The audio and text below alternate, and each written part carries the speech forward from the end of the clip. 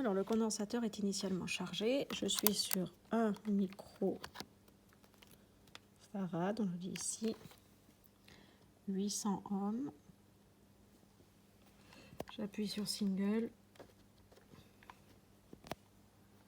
et je décharge.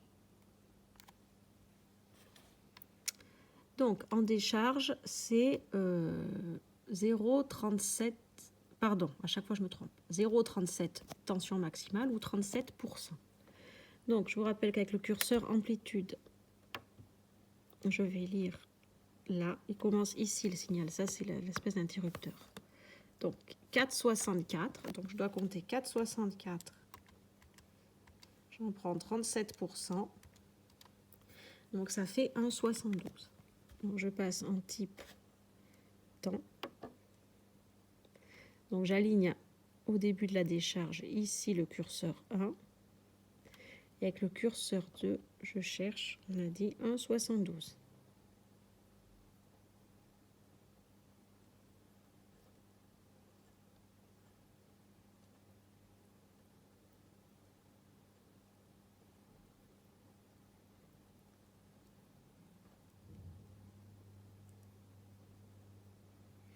Vous voyez que là, la résolution est très mauvaise, puisque je passe de 1,68 à 1,84. Donc, le plus proche, c'est 1,68. Et donc, je lis un taux caractéristique de 820 microsecondes. Sachant que comme j'ai 800 ohms et 1 micro, ça fait 800 microsecondes, donc c'est pas mal. Je vous enregistre. Donc, pour enregistrer, si un jour vous refaites de l'oscillo en post-bac ou quoi, on appuie sur ici. Eh bien non, ça ne marche pas. On appuie donc sur Save, Recall, sauvegarde totale, enregistrer tout. Sélectionner un dossier, on s'en fiche. Et j'enregistre. Est-ce qu'il veut détecter ma clé? Je crois pas. Donc vous en faites pas, je vous l'enregistre. Okay. Elle a été débranchée. Donc maintenant, je vais baisser à 400. Je garde un microfarad. Je décharge mon condensateur. Enfin, je charge, pardon. Donc, au passage, voilà. On voit bien que c'est beaucoup plus rapide que précédemment.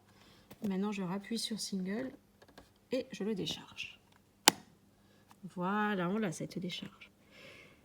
Pardon, pour mon gros pouce. Alors, elle décharge à partir d'ici. Donc, je recommence la procédure. Curseur. Amplitude.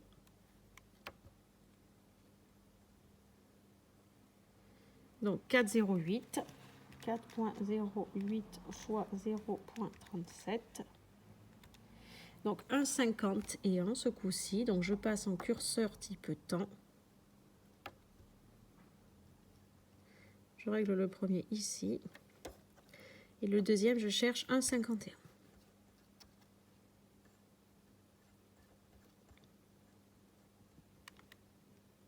Hop, 1,52.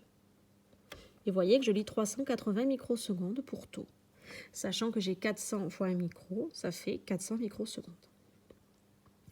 Maintenant, je reviens à 800. Et je vais changer le condensateur de 1 micro pour mettre celui de, je ne sais pas si on va y voir, de 10 micros. C'est écrit ici.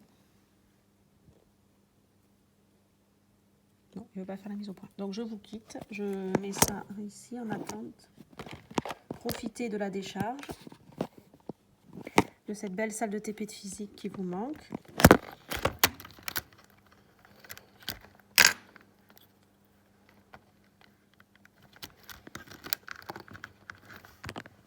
Hop là, c'est fait.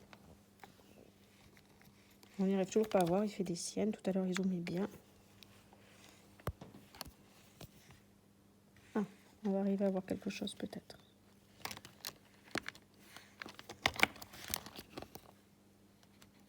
Là, ici, 10 microfarad.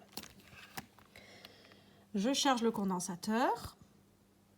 Oula. Alors, vous savez que c'est là que du coup, hop, comme taux est très grand, on est sur la pente du début. Donc, il faut augmenter. On avait dit peut-être de 5. Donc, je décharge. Single. Je le charge.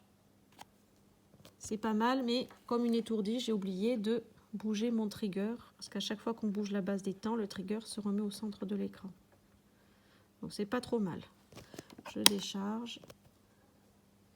Single. Je charge. Ça marche. Donc, nous, on a dit qu'on travaillait en décharge, comme vous ne l'avez pas vu. Donc, single.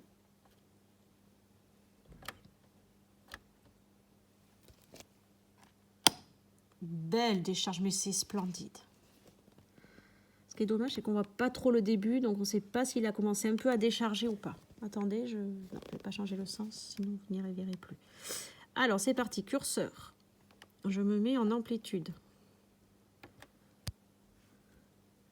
Avec le curseur 1, je lis Umax. Qui est 4,80. Donc, je calcule 0,37 fois 4,80. Ça fait 1,78 volts. Je passe en type temps. Le curseur 1, je le mets tout à fait au départ.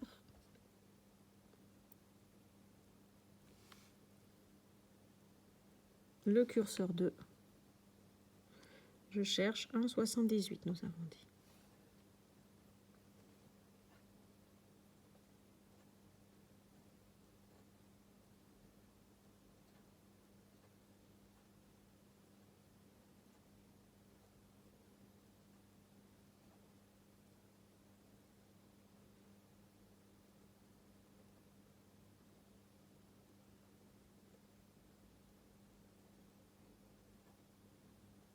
Hop là, c'est le mieux qu'on peut faire.